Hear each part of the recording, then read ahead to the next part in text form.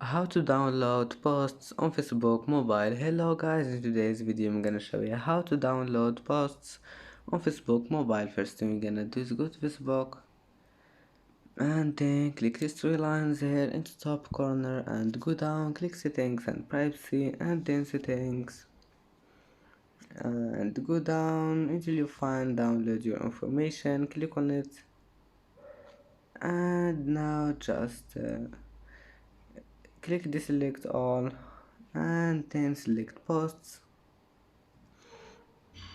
and go down, click this one, create file, and here on it just wait and it will be downloaded.